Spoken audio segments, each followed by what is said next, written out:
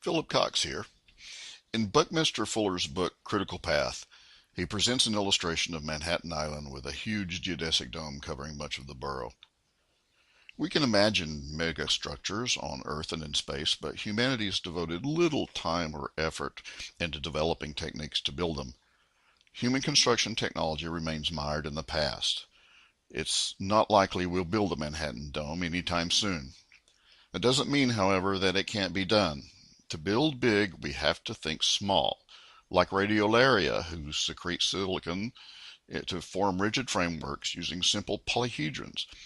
And they've been doing that for 500 million years. Their cell-similar fractal constructions only require an initiator, a generator, and orientation rules. My project will create small construction robots, Buckybots, able to build megastructures.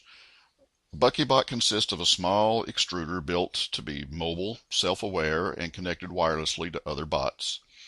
It only makes a single type of polyhedron initiator over and over and over.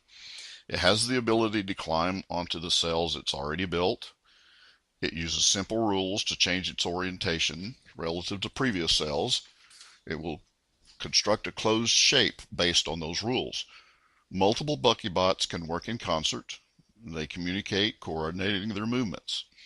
My plan is to first build a hexapod spider, then integrate a flexible extruder and build a 2-meter diameter hemisphere in my garage.